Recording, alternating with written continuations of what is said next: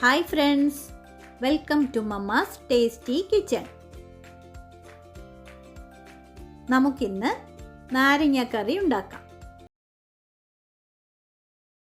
ഒട്ടും കയ്പില്ലാതെ വലിയ നാരങ്ങ എങ്ങനെയാണ് കറി വെക്കുന്നതെന്ന് നോക്കാം. ഞാനിവിടെ ഒരു നാരങ്ങയാണ് എടുത്തിരിക്കുന്നത്.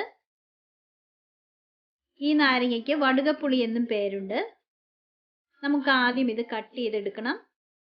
നന്നായി കഴുകിയതിന് ശേഷം രണ്ടറ്റവും ഇതുപോലെ മുറിച്ച് മാറ്റാം.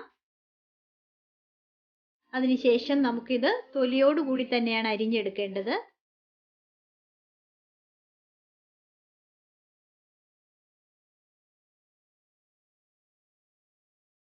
ചെറുതായി അരിഞ്ഞതിന് ശേഷം ഈ സെന്ററിലുള്ള വെളുത്ത ഭാഗവും കുരുവുമെല്ലാം നമുക്കിതുപോലെ കട്ട് ചെയ്ത് മാറ്റാം.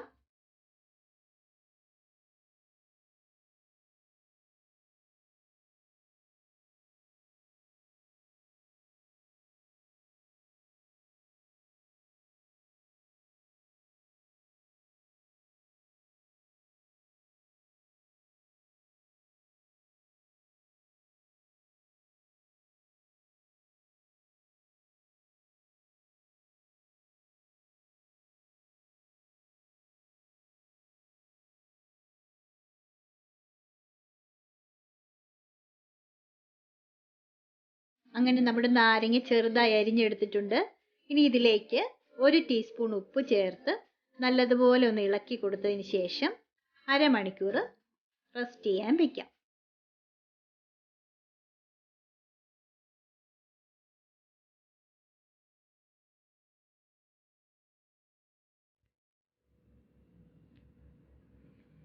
ഇനി നമുക്ക് വേണ്ടത് 1 കുടം വെളുത്തുള്ളി, 3 പച്ചമുളക്, കുറച്ച് കറിവേപ്പില. വെളുത്തുള്ളിയും പച്ചമുളകും അരിഞ്ഞു വെക്കാം. ഇനി നമുക്കൊരു പാനിൽ 2 ടേബിൾ സ്പൂൺ നല്ലെണ്ണ ഒഴിച്ചു കൊടുക്കാം. എണ്ണ ചൂടായതിനു ശേഷം 1/4 ടീസ്പൂൺ ഉലുവ ചേർക്കാം. 1 ടീസ്പൂൺ കടുക് ചേർക്കാം. നല്ലതുപോലെ പൊട്ടിയതിനു ശേഷം അരിഞ്ഞു വെച്ചിരിക്കുന്ന വെളുത്തുള്ളി ചേർത്ത് ഇളക്കി കൊടുക്കാം. അതിലേക്ക് നമുക്ക് പച്ചമുളകും അതുപോലെ തന്നെ കറിവേപ്പിലയും ചേർക്കാം. ഇനി നമുക്ക് വെളുത്തുള്ളി നല്ലതുപോലെ ഒന്ന് മൂപ്പിച്ചെടുക്കണം. ഇനി നമുക്ക് ഇതിലേക്ക് പൊടികൾ ചേർത്ത് കൊടുക്കാം. 1/2 ടീസ്പൂൺ മഞ്ഞൾപ്പൊടി ചേർത്ത് മഞ്ഞൾപ്പൊടിയുടെ പച്ചമണം മാറുന്നത് വരെ ഒന്ന് ഇളക്കി കൊടുക്കാം. ഇനി ഇതിലേക്ക് 3 ടീസ്പൂൺ മുളക് പൊടി ചേർക്കാം.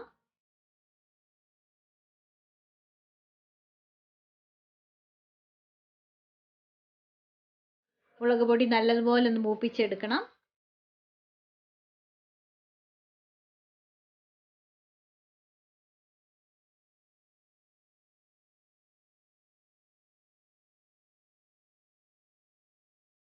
മുളക് പൊടി നല്ലതുപോലെ മൂത്തിട്ടുണ്ട്.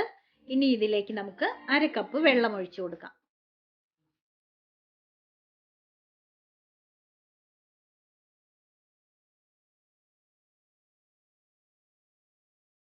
ഇനി നമുക്ക് ഇതിലേക്ക് ചെറിയൊരു കഷ്ണം കായം ചേർത്ത് കൊടുക്കാം. നിങ്ങളുടെ കയ്യിൽ കായപ്പൊടിയാണുള്ളതെങ്കിൽ 1/2 ടീസ്പൂൺ ചേർത്താൽ മതി.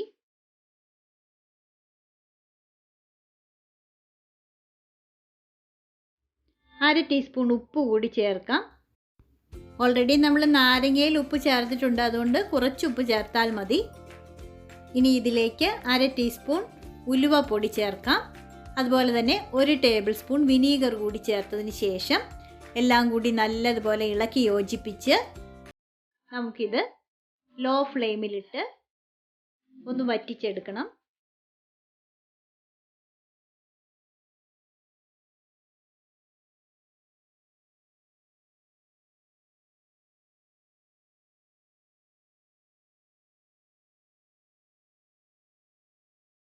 ഇപ്പോൾ ഇതിലെ വെള്ളമെല്ലാം വറ്റി നല്ലതുപോലെ കുറുകി വന്നിട്ടുണ്ട്. ഇനി നമുക്ക് ഫ്ലെയിം ഓഫ് ചെയ്യാം. നമുക്കിനി ഇത് നല്ലതുപോലെ തണുക്കുന്നത് വരെ ഒന്ന് വെയിറ്റ് ചെയ്യാം. നന്നായി തണുത്തതിന് ശേഷം അരിഞ്ഞു വെച്ചിരിക്കുന്ന നാരങ്ങ ചേർത്ത് കൊടുക്കാം. ചൂടോടുകൂടി തന്നെ നമ്മൾ നാരങ്ങ ചേർക്കുമ്പോഴാണ് നാരങ്ങ കറിക്ക് നല്ല കയ്പ്പ് വരുന്നത്. തണുത്തതിന് ശേഷം ചേർത്താൽ ഒട്ടും കഴിക്കത്തില്ല.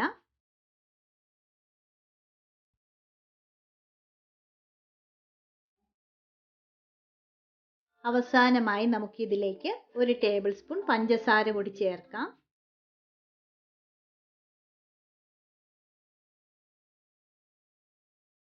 എരിവും പുളിയും എല്ലാം ഒന്ന് ബാലൻസ് ആകാൻ വേണ്ടിയാണ് നമ്മൾ ഇതിലേക്ക് പഞ്ചസാര ചേർക്കുന്നത്. അങ്ങനെ നമ്മുടെ ടേസ്റ്റിയായ നാരങ്ങ കറി റെഡി ആയിട്ടുണ്ട്. നിങ്ങൾ എല്ലാവരും ഇത് ട്രൈ ചെയ്യണം. തീർച്ചയായും നിങ്ങൾക്കിത് ഇഷ്ടമാകും. ഞങ്ങളുടെ ഈ വീഡിയോ നിങ്ങൾക്ക് ഇഷ്ടമായാൽ ലൈക്കും ഷെയറും കമൻറ്റും ചെയ്യാൻ മറക്കല്ലേ. ഇതുവരെ സബ്സ്ക്രൈബ് ചെയ്യാത്തവരുണ്ടെങ്കിൽ ഒന്ന് സബ്സ്ക്രൈബ് ചെയ്തേക്കണേ.